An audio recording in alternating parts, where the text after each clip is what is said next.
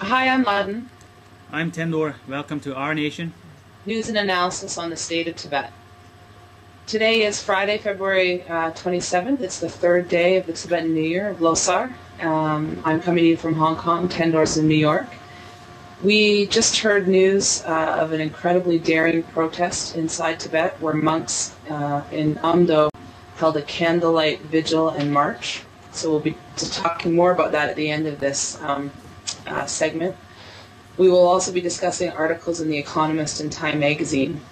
And just quickly here at the beginning, I want to mention that the New York Times article by Ed Wong, the incredible piece on Losar, filed from Rebcom, that article on the photo was on the front cover of the New York Times yesterday, the U.S. edition, and also here in Hong Kong we picked up a copy of the International Herald Tribune, where it was also on the front cover. Beautiful, beautiful picture on the cover of the New York Times yesterday.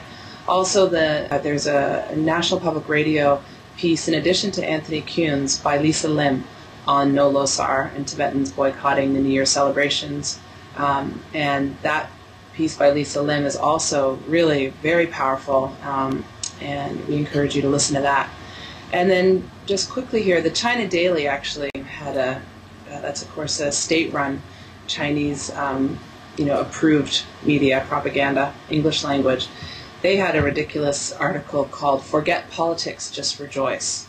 And it was, I guess, a commentary. I couldn't help but notice that the China Daily's logo, they have a sort of in the article, embedded a Tibet 50 years logo, which I think Tendor would agree looks an awful lot like our 50 years of resistance logo, wouldn't you say, Tendor? I think now they're trying to, first we were trying to jam their logos. Now they are trying to jam our logos. That's an interesting turn of power, I think. I would agree with you. And I would also point out that they had this press conference in Beijing yesterday morning, and they had a bunch of professors or researchers, including Tibetans, talking about Losar, and that's what this article's about. And, one of them said, "I called home to Tibet this morning and learned many of my relatives were making fried fruit, a traditional snack for the Tibetan New Year. The atmosphere is good." I was actually told by someone who attended that press conference, a journalist, that he actually didn't say that. So that's anyways the word from Beijing, that this Tibetan researcher who's quoted here didn't actually even say that quote in the press conference. So I'm glad to see Chinese government media is doing a good job as per usual. Anyway, Tendor, you want to talk about The Economist? Yeah, I think some of you may have noticed that there's been a lot of media coverage about the No Losar movement, and The Economist, which is a widely respected magazine that's been covering Tibet quite consistently actually in 2008, they have done this longer kind of analysis on the Tibetan struggle, and it says another year of the Iron Fist, referring to the Chinese rule of Tibet. And I'm going to read a little bit from this article. As Tibetans around the world this week marked the advent of the new year of the Orthodox, many did so in a spirit of mourning rather than jubilation. And it goes on to say that the fact that so many troops are still needed merely to prevent commemorative protests suggests that China's Tibet policy is in need of an overhaul. Chinese government's policy in Tibet has been a total failure, and it's very, very obvious in the number of troops that they have to deploy against this unarmed people. There's also a little bit here that's interesting. They talk about Tibet slipping down the international agenda, and how in her first visit overseas, Hillary Clinton stopped in Beijing to beseech China's cooperation in fixing the world economy and stopping the planet from frying.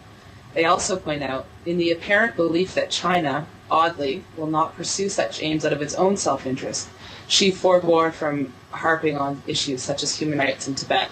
And I think that's a good point. I think that this is the obvious thing that people miss when they talk about the need for China to help the world, fix the economy, and how the U.S. needs China. People forget the part about China needing us. China needs the U.S., China needs the rest of the world, the economy of the globe to be strong in order to buy Chinese exports and to invest in China. And I think that, this is a great point by the folks at The Economist about how sort of ridiculous it is that Clinton just threw human rights under a bus, as someone has said recently. Simon Elegant's also done a piece for Time magazine called The Pain of Tibet, and while it starts out quite strongly, it ends up going, he basically says it's time for the Dalai Lama to acknowledge that and now it's time for one final bold stroke, an announcement that the Dalai Lama is willing to return to Tibet or to China without any preconditions. And I think, and then he goes on to say why that would be a good thing and it would help broaden support and sympathy for the Tibetan cause.